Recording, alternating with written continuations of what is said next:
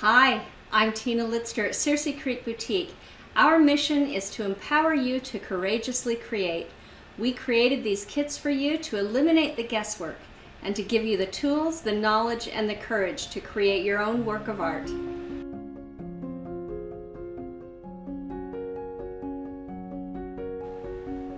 Today we're going to be making this rose gold and burgundy hydrangea leaf. It has magnolia leaves and hydrangea leaves, the burgundy hydrangeas, the rose gold poinsettias, the bow, and these elk horn stems that are all sparkly gold, and then some red burgundy berries. So let's get started. The first thing that we do is choose the part of the wreath that we want to be exposed.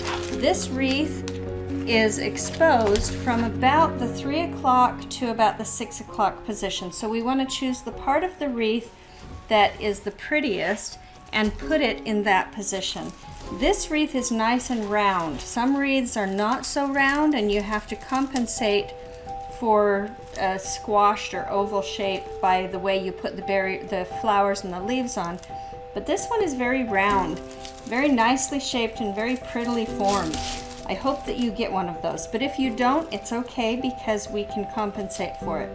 I like this part of the wreath the best. I like the way the vines twist around here.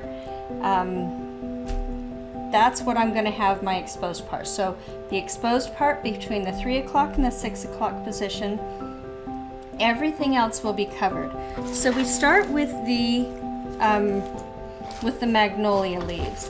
You have some large picks with several leaves on them, and then you have some single picks. This doesn't matter, but it's just for variety. You want to put the larger picks behind on this side right over here. Basically, we're going to put one up here, one down here, and one down here, and those make a really nice backdrop for the large flowers that we're putting on. If you have only 2 large picks, that's fine. You just want the bulk of your leaves to be in this section, and then you'll thin them out toward the ends.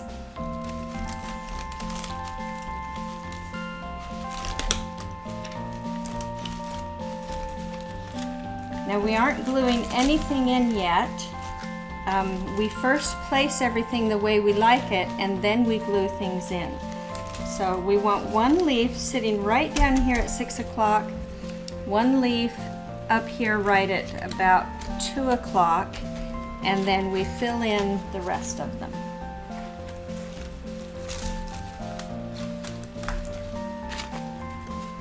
Yours may not go in the same place as mine. That's okay. Everybody's wreath needs to be different. It's better if it's different from everyone else's.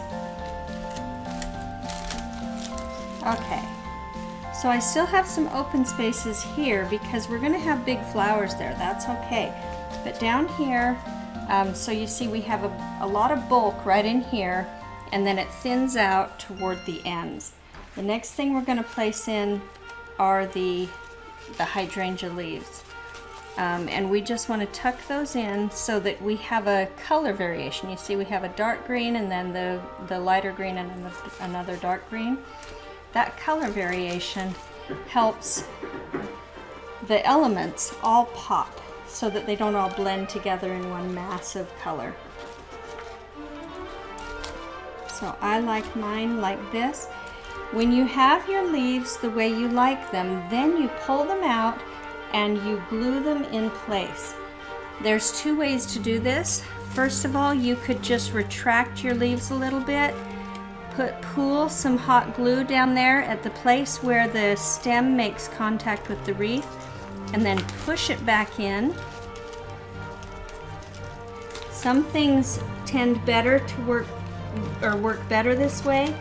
Some things are better if you actually pull them out, put a dab of hot glue on the end there, and then reinsert it where you had it before, or close to where you had it before.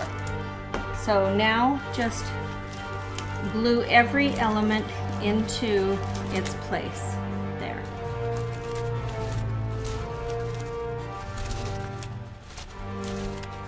you see some stems work better, just pull them completely out.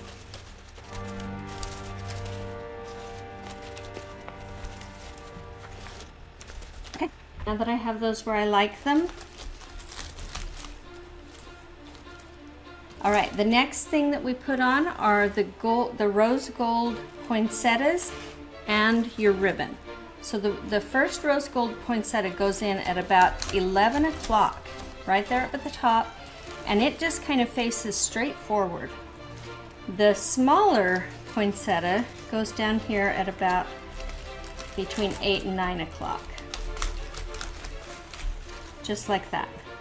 Then the ribbon almost always is going to come from your kit a little bit smashed. Every once in a while, one will come out nice and round, but the wired part of it makes it easy to reshape each of the loops and reshape the streamers so that it's nice and round and has a nice shape. Now this, it doesn't get put right in the front because it is actually a foundation rather than a focal point. So poke it in at just between this big poinsettia and the little poinsettia. Poke it into the stem and then bring the wire. It may help to curl the wire around so that you can bring it back up and around the stem. Then bring it around, and we don't glue that in, I actually just twist it in place. Bring the leaves down here so that they're kind of buried behind the magnolia leaves. And see how it just faces inward toward the center of the wreath. When you like how that is, and I like it right there, then you actually twist the wires of the bow together to secure it in place. And then poke them back into the wreath so that they don't poke anybody. They don't get in the way. Now you may have to refluff. You'll be refluffing again as we add more elements because it'll smash it a little bit.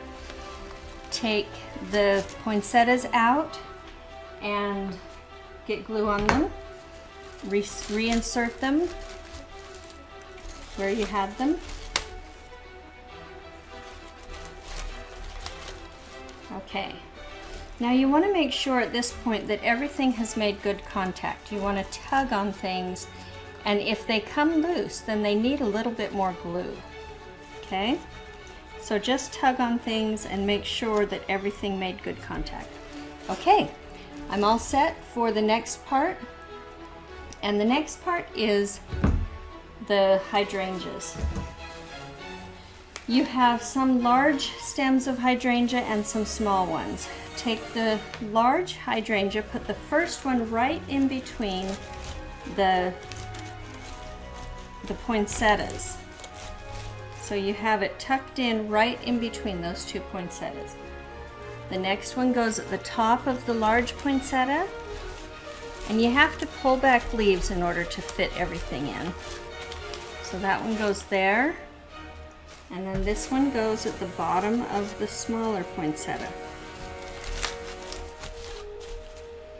And then these two, the small ones, go near the end, one there and one up at the top. And see how you have leaves on top and leaves underneath. Everything is varied. That's the way nature grows, and you don't want to have things all laid on top of each other because that's just not how nature is, and it doesn't look pretty that way. So if you've got these where you want them, then again glue them back in. I find as I get more and more stuff on the wreath, it's easier to pull things out than to try to glue the stems where they are. But this one doesn't want to come out, so I'm going to glue it right in place. Sometimes there's a little stem that is keeping it where it is instead of letting you pull it back out. That one.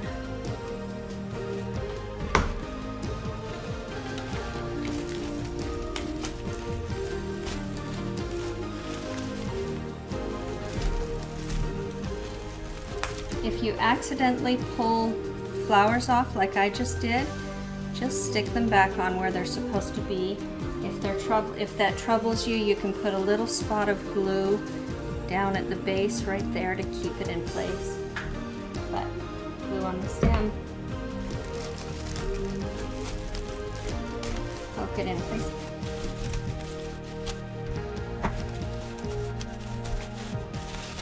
Poke it again. You can see this happens once in a while. There's really, both of them replace it, and there's one should be it. Put a little spot of glue in there, hold it in place, and glue the stem. Okay, there's only 2 elements left. The first is this elk horn. Now, we want to put the elk horn in front of leaves, basically. So you want to tuck it underneath a flower and on top of a leaf, because that's how it's going to show its sparkly gold, beautiful accent the best.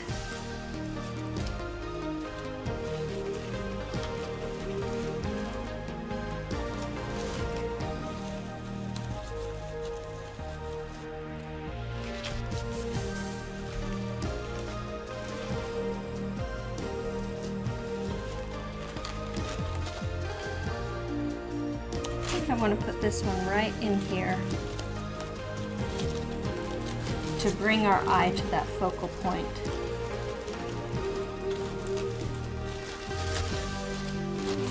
There, yes, I like that. Okay, so when you have those like where you like them, again, pull them out, get some glue on the base, and stick them back in where you had them before, or approximately where you had them before.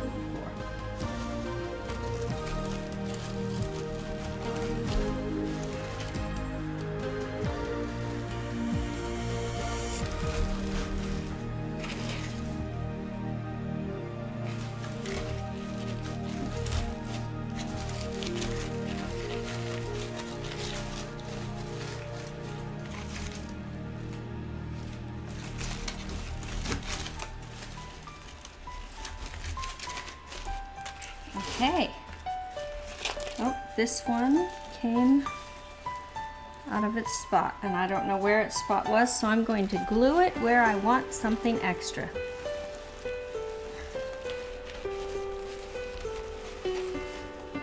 I like it right there. The last thing that we're putting on are these berries. These berries, most of them don't have stems. We actually just glue them onto the element that we want them placed on. I usually place them right on the leaf. They pop really well on the leaves, and so take your berries and put them in places where they will show a nice color accent. Near the elk horn is always nice, or if you just need a little color somewhere, place them where a little color would be great.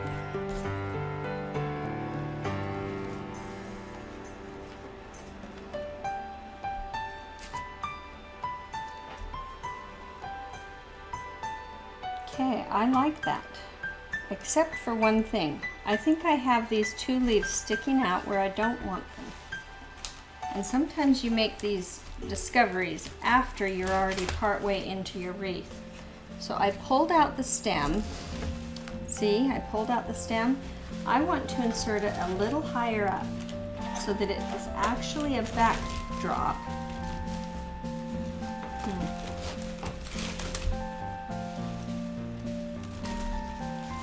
Pull out the elk horn here if you need to. I want to insert it right up here so that it's a backdrop for these larger flowers. And actually, I'm just going to pull this stem this leaf right off of its stem and going to glue it into the place that I want it, right there. See, I've got it put in right there, and then I'm going to put the leaf or the berry on top of it. I like that better. I feel like it's more balanced. And then the elk horn back here, and the berry. Okay, so now that we moved that greenery, you need to actually glue it into its spot here because we removed it. So glue it in. these magnolia leaves have a little bit of a mind of their own because they're kind of waxy. So glue that into space, into a spot. Then glue the elkhorn in.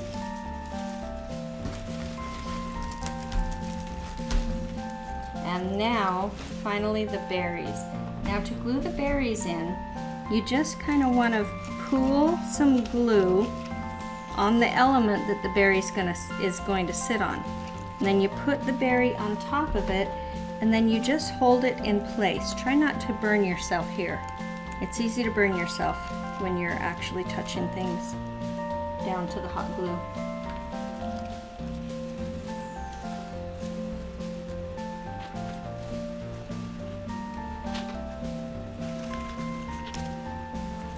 Okay, that is the wreath with everything the way that I like it. Now we're going to have to again refluff this bow a little bit, because when you're working with things they get smashed. But just refluff it and you're good to go. The next thing to do is to put the hanger on the back of the wreath, and I'll show you how to do that next. I'm going to show you on this wreath how to put in a wire hanger. Your wire is in a baggie because I don't want it to get lost in everything, so unpack it from the baggie. And the first thing to do is to determine how you want the wreath to hang. You usually need to lift it up and actually see how it's hanging, but I've determined I want my wreath to hang from this part right here. I want this poinsettia to be just left of the 12 o'clock position. And so I put my hand right there and I just flip the wreath over so that now the part that I'm doing is right at the 6 o'clock position, right there. So I want to insert my wire. It crosses right here, so that's how I know it's at the right place. I want to bend my wire a little bit up at the ends, just because it makes it easier to pull it out of the wreath at the bottom if it's bent up a little bit. So about halfway through the wreath, right in here, I insert my wire, and you have to insert it upside down, and then you twist it up because now your wire is bent. That may have looked a little bit backward, but that's the way you do it. So you put it in, and after about an inch or so, you want your wires to come back out. Now if you have to go digging for them down inside the vine or inside the wreath, do that. But mine came up nicely this time. So then poke, you'll have to pull on the ends.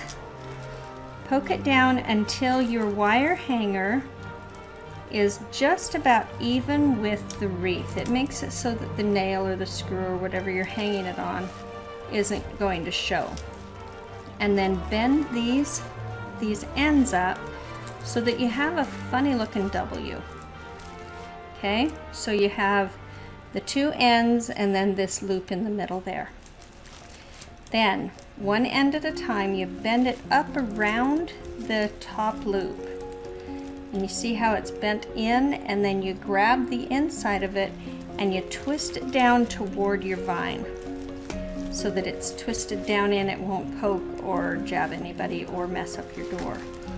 Then this same thing on the other side, wrap it around behind the loop and then twist it into the twigs of the wreath. I don't like the way that did it. So twist it so that it pokes right down into the twigs of the wreath. Boy, this one's having trouble.